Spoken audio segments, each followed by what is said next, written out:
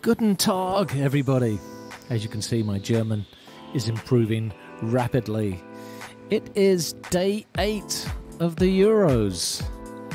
Yeah, I can't believe it's been over a week now. The games are coming thick and fast, and I've just taken the Deutsche Bahn Intercity Express, 50 minutes from Cologne to Düsseldorf, a city I've never been to before, and met at the station by my good friend Oliver Hintz and his TV crew, and they very kindly gave me a ride to the stadium. The Märkischer Arena hosted the 2011 Eurovision Song Contest, and for those of you who don't know about the Eurovision Song Contest, well, you're better off not knowing. This stadium, 51,500, although I think they've expanded the capacity. It does have a retractable roof and a heating system, and very popular with concerts. One of the ladies who was in the car with me saw Beyonce here and said it was absolutely amazing, and Coldplay are coming here after the tournament. I'd love to see that concert. Fortuna Düsseldorf are the home team, but they're not the home team today. Today we have Ukraine against Slovakia in Group B, and kind of interesting at the moment, actually. Slovakia with 3 points. Ukraine, they lost their first game, getting thumped. -3 goal difference by Romania. So, big game. Slovakia can advance to the knockout stages with a win and possibly even a draw today. So, I think we've got the possibilities of a good game on our hands. On the train to Düsseldorf, I got to share a compartment with my good friend Misha Scher, and Misha and I go back quite some ways. He's really well connected in the world of football. Very good friends actually with David Dein, who is coming to visit here in Düsseldorf, and I guess they're doing the VIP treatment around Germany for a few days. And Misha and I had a chance to catch up and talk football. It's quite a long interview, so what I'm going to do is I'm going to split it up into 2 parts. Part 1 will be today, and then we'll do part 2 tomorrow. So take a listen into Misha as we talk the business of football, potential Super Leagues, where to play the next World Cup and Euros, all kinds of things related to the game, off the field but not on it. So enjoy this, and then we'll catch up with some journalists and fans from Slovakia and Ukraine. Misha, you and I have known each other a long time, and I want to take you back to 2008, where you said to me the Super League was an inevitability. We're now at 2024. It hasn't happened yet. How close are we to having a Super League? I think we're a lot closer than people think. I said at the time, and I didn't say it because I wanted it to happen, but I did say it because I felt that the types of people who were getting involved in football were motivated by different things than what people who were traditionally involved with football. And once you had, and I said at the time, I think once you have enough of them, and we have a lot of them now, you'll have a situation where they'll be looking for ways to create a different type of football and different types of competitions that protect, or rather protect, I suppose, prioritize financial returns over any sort of traditional football structures which we become used to, and we're close to that now. You know, how many American owners are there? And I don't say American as a derogatory thing. I say it in the sense that these are people who come from a very, very different background in sport, and they will want to replicate that in football. So you talk about the American owners, and I think it's almost 50% now in the Premier League. Their business model is not one of promotion and relegation, which is the traditional model of football throughout the world, except for in the United States. Do you think they're ever going to get enough power within the Premier League structure to replicate that model? It's possible. I mean, we know that all you need is 14 votes in the Premier League to to introduce change. Now, I don't know if that, if that applies to that kind of change. I mean, obviously that's a fundamental change, and it remains to be seen. But I think what is interesting, if we look back to the times that you and I were talking about this, when we spoke about relegation promotion, your co-host thought it was a ridiculous idea. Fair enough, and I think he's admitted that perhaps I was right. Hosting games overseas was also seen as a diabolical idea. We see that happening all the time now, and it's pretty much accepted by people. So these things don't happen overnight, but they happen. They happen in time. The Super League. What's interesting is, whilst it didn't happen, and the way it was proposed was completely wrong. But I think what's interesting is to see what the courts have ruled. That event a couple of years ago, which said that UEFA have a monopoly power, and I think if you read between the lines, it sort of opens up what could happen in terms of complete restructure of football as we know it. So we're on a train right now in Germany where the German model is 51% fans. So the fans have a great deal of input and say into how their clubs are run. In England, that's not the case. There has been a movement, though, recently, and certainly government interest in changing that ownership dynamic. Is that possible in England? I don't think that's ever going to happen. I just don't, I don't see, even in Germany, this is becoming an issue, right? I mean, I see more of a case of German football moving towards where the Premier League is. And away from sort of what traditional German model. It hasn't yet, but I don't see a scenario where the Premier League, which is the most successful league commercially, which is owned by sovereign states in some cases, or some of the biggest investment groups in the world, where they're going to give up some of the ownership to the fans. That's not going to happen. So this may be very naive, but without the fans, there is no game. So at some point, there has to be an inflection point, though, between the ownership and the fan groups as to how we're going to move forward, surely? Or is it just going to be a case of these ownership groups are going to say, well, screw you, we're going to do it how we want, and you're going to lump it, or you're going to like it?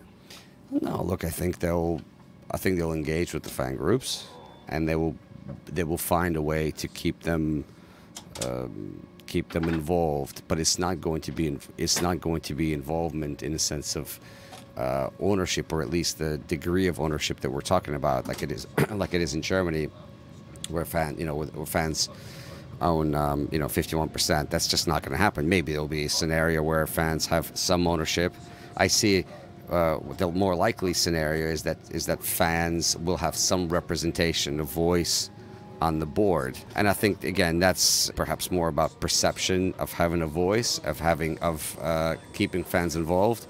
But that is the more likely scenario in terms of how fans will be involved in the running of club. They will feel like they have a say in various decisions around rebranding or fan activities around the stadium and so on, but they're not going to have any significant ownership in these football clubs. That's just not realistic. So you talk about the business side of football, and that's the side of football you're involved with. Are we getting close to the point where football begins to eat itself, though? I think we're past that point, to be honest with you. I mean, you look at all the debates in recent times, particularly around player care. I mean, at the end of the day, it is about the players. They're not robots as much as we like to think that they are, and we're asking them to play more games and more competitions, and the demands on them have increased, immensely. We're seeing that in shorter careers and injuries, and everyone who's got a role to play in football wants their part. The club football wants their players. The international game, FIFA will say they only have a small percentage of players, access to players. So, and they're the ones who are, and it's true, they're the ones who are actually investing in the development of the game, right? So, but at the end, there are only so many players, and I think we're starting to see that in the men's and women's game, where we'll get to a point where, perhaps, and there's already a threat of that, where the players will just say, no more. Well, that's a great point. So, we're talking about fan power, and fans can vote with their feet, with their pocketbooks. Players are ultimately the reason why we come to the games, and as you just rightly pointed out, they're being incredibly overworked. What is your sense of the player unions, FIFPro, etc., and how much power and strength, influence do they actually have? Because there's certainly movement to push back on the FIFA Club World Cup by FIFPro saying, listen, our players need a rest. Is there going to be a point where the players do actually come together and unionize in a way that we traditionally think of unions? It's tough to say, because at the end of the day, players, whilst they do have that in common, they want to be able to, they want to have a voice and they want to speak to governing bodies, but most of the players are motivated by, they have their selfish motivations as well. Now, the difficulty with football, unlike American sport, is that you have all players that are all contracted to the same league, right? So, NBA runs basketball. You have NHL or other NFL is one entity. So you have all the players speaking to one entity. Whereas when you talk about players coming together, who are they? They're playing in different countries, in different clubs, different national teams. And depending on where you are, the priorities of these players are very different. So the idea that somehow they're going to come together and they're going to speak with one voice on quite complex issues that affect them all in a very different way, I think is unlikely. One thing I've noticed about this year is that maybe it's different because this is our first big tournament post-COVID that's in a traditional football country. But the collective atmosphere around here is very powerful. Very, I don't want to say nationalistic, but there's a certain national pride that's really evident throughout, and you see it from the players as well. Could it be a case that players nationally come together to provide their strength in numbers rather than in their clubs where they are individuals? Yeah, but when you say strength in numbers, I mean to who, right? So they can come and they can have a conversation with their own federation, right? But again, it's what about so let's say they decide to boycott a tournament, but if Italy and England and France and other teams don't boycott and they think it's okay, then what do you actually would you actually achieve? Right, I think it's difficult the way that the football is organized, club football across different countries in many instances. Same with international football. You're in tournaments against other teams.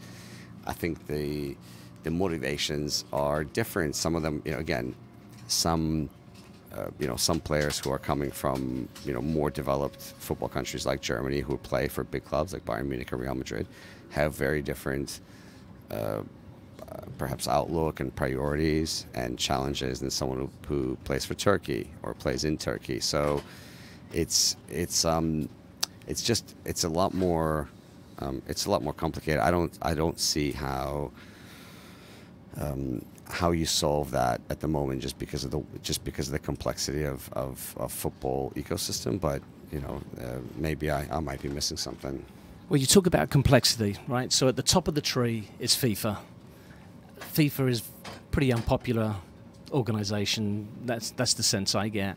And they're unpopular due to the fact that perhaps their president, Infantino, is more of a dictator than a uniter. Could we ever get to a point where national associations say, you know what, we're not going to deal with FIFA anymore? No, I don't think that's going to happen. And to be honest with you, I think that's I actually think FIFA has evolved. Now people will have different opinions of FIFA, and that's their right. But if you think about Gianni Infantino's leadership or reign, right? So he's been reelected, right? So ultimately he answers to the member associations. Now, member associations, from and blocks, I suppose, as we call them, for different blocks, vote for him. He's brought he brought a World Cup to the Middle East. He's brought a World Cup to Russia. He's brought World Cup to places where they haven't been. They've invested more. They're going to make, I think you have to be able to separate people's opinions of Gianni, whatever those opinions may be, of fans perhaps, who are not directly involved with FIFA, and people who he's there to serve, right? And he's there to serve, world football, and it means amongst other things, taking football to different parts of the world, developing football in different parts of the world, maximizing revenue for football, which can then be invested in different markets. All of that has happened. Those are just facts, and that's why those member associations vote for him. Because if you're taking the World Cup to certain places, let's say it will go to U.S., it will generate record revenue. Where do you think all that revenue is going to go? It's going to be reinvested within those member associations. That's all they're, that's what they're looking for, and that's why they're going to vote for him. Okay, so I'm going to completely push back now. We've seen these tournaments in Qatar. I spoke to many journalists. They said it was incredible, but it was like Disneyland. The COVID-impacted Euros were kind of all over the place. You were at Wembley Stadium for some of that as well. The World Cup in Russia. The World Cup in South Africa. These aren't what I would call traditional football countries. Why does football have to be spread around the world? Why can't it come to a Germany, a France, and England where the infrastructure is already in place? Billions aren't wasted on building stadiums. I mean, if we look at the environmental impacts that happen in Qatar, where have the stadiums gone? What is the impact of football in that country? Is it really FIFA's job to spread football around the world? Because football's already around the world. Why can't, and this is being selfish, but why can't it just go to countries that can do it properly? And you talk about the money that's generated. It goes to some of these countries that do not have a football infrastructure, and the money just goes into the president's pockets. I mean, there's so much corruption in some of the lesser countries that have a major impact in how FIFA is constructed. I mean, it's almost like the Senate in America, where you have, every state has two senators. So you have Wyoming that has 2 people in it, and California is 60 million, and yet they have the same amount of power. And we're giving the same amount of power to the Cayman Islands as Germany. Interesting point. Well, I'm going to leave you with a little bit of a cliffhanger there and play the rest of that interview tomorrow in day 9 of the Euros, because Misha's response is absolutely fascinating. But what I wanted to do now was give you an interview that I had with a Ukrainian journalist prior to the match, Slovakia taking on Ukraine. And it really, really touched my heart, because there's so much going on in Ukraine, as we all know, with the war against Russia, and how much sport and the football team mean to this Ukrainian nation right now. Check it out. And the really cool thing is, I caught up with her after the game as well. My name is Irina Kozyupa. I am a sport journalist of one of the best Ukrainian media we have. It's a website, Tribuna.com Ukraine. We cover in sport, especially football, and like every kind of sport. What does it mean to the Ukrainian people to be here at the Euros? It's amazing, it's some fairy tale story. Everybody knows that we have full-scale war, and to qualify for Euro, for Ukrainian national team, it's a great achievement already. Of course, we want to have better result because it's motivate Ukrainian people. It's bring them a little bit of joy and happiness and hope in these difficult, dark times. And the disaster in first game with Romania in Munich, it was really, upset for all Ukrainian nation. Everybody was angry, disappointed. Everything we have in Ukraine, it's not much joy, especially now because we have war, we have a problem with electricity, all the time rocket attack, and on top of that, our team played in such bad way. It was defeat, which we cannot be proud of the defeat. It's shameless defeat, and we're very sorry for that. We show us on Euro on that way, like that our national team have no face. You could lose as a Georgia or other teams, but lose with proud, and we lose with a shame. Like it's not about Ukrainians. So at least in two games we want to show that we are not. It's not Ukrainian people. It's not Ukrainian national team. We could better. We could lose, but we could fight on a football pitch. So hope today it will be much more result and the game on the football field. I just can't believe that it was only 12 years ago that Ukraine was hosting the Euros. Can you put it into words from being the host to now being in a war? I mean, how on earth does that happen? Recently, I even wrote a text about that Euro that we were co-host with Poland. It was my first Euro as a journalist. I was young, just after university, and it was an amazing story also that our country hosts such a big tournament. It was a lot of work for the tournament, and it was to look. At that time, it was amazing time. It was peaceful time. We host Euro. A lot of fans came to Ukraine and opened for them Ukraine as a country, as a beautiful country with kind people, with cheap beer, and it was a perspective that we hope at that time we would be as one of the country that really belong to Europe with a good first of all, without war. At that time, I think nobody can imagine that we are in such a difficult political war situation that we don't fight, for example, to host Euro or World Cup, to host Olympic Games, but we fight just to be, as a country, fight for a peace. And it's very upset story, but we remember that Euro as one of the very warm memories and big event we had in our history.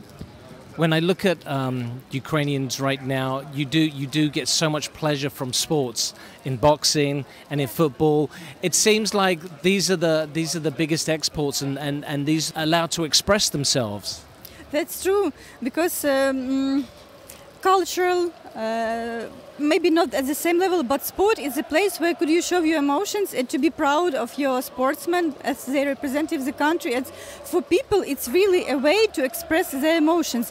That's why after this first game, Ukrainians was, it was so big wave of hate, of critical comments to the national team and to the players, because people feel like that the football team, don't prove their hopes. It was too much expectation from the team, too much pressure on them. In the past, when I've over the last couple of years, the Ukrainian football team has been very proud, and the players are always they're wearing the flag, and it seems like they're very to represent their nation in such a positive way. Do you really think it was the pressure that got to them in this first game? I think it was a lot of pressure. First of all, as a result, because we put on them this pressure, called them the best generation in the history of national team. Even better than Shevchenko? Because, at Shevchenko, it was Shevchenko and 10 other players. It was pressure on Shevchenko. Now we don't have such a big star, such a big name in a football like Andrei Shevchenko, but we have 10 very good players, 11 or even 26 very good players. Some of them are higher level, some of them playing in Europe, for Chelsea, for Arsenal. So we ask from them to show this level of football. But something goes wrong. Like even taxi driver yesterday told, I know why your team lost. Why? Because they go fast to attack and then come back to defense very slowly. Like, wow, you should be part of the team. So yeah, it was really pressure. First of all, as bad generation. Second, as a team that you represent the country in the wartime. So like, you should fight like, you know, like a soldiers on a football field, and everybody talk about them, about that, and players everything read, and they know that because they also live in they part of the society. They're not separate. Even if they playing abroad in other countries, they know the situation that. And they also was like, after the game said, we are sorry, we apologize, we will do better. At this point, Edie became very emotional, so I turned off the recorder. However, I did catch up with her after the game, and she was emotional in a very different way. Check this out. You were crying earlier. Now you're crying again. What does it feel like? You know, it's happy. You know, it's something like happiness, maybe like that. It's really good emotions, very tired, but at last calm, that we like, whew, why can't we play like this in the first half? Now we will have 6 points and go further. But at least the feelings you're proud of your team, you know, something like, yeah, it's our boys, it's our team. I'm looking at the players, we're seeing them on the monitor, and they're crying as well. This is just incredible. It's something that gives a whole, for the whole country, something good feelings, some hope, and really a good evening. Despite everything, despite like the war, the problem we have in the country, the challenges, now I think every country is like a little bit happier and proud of our team. And that, ladies and gentlemen, is what the Euros is all about. Honestly, this tournament just keeps on giving, and there are so many neutral fans that are rooting Ukraine on for the very reasons that Eddie was talking about. And I, for one, are one of their biggest fans, and I hope they go a long way in this tournament. Well, listen, we're out of time. It's been a long episode today. Make sure you come back tomorrow to have part 2 of Misha share and his potential vision of what world football is going to look like. And I will be off to my favorite stadium in the world, the Westfalen in Dortmund. And Turkey are going to take on Portugal. I have goosebumps thinking about it right now. And I know sometimes we put expectations on games, and it's always a big disappointment. But I will tell you this, the atmosphere tomorrow night will be electrifying. Hey, I'll speak to you all tomorrow. It's Inside Euro 2024. Bye for now.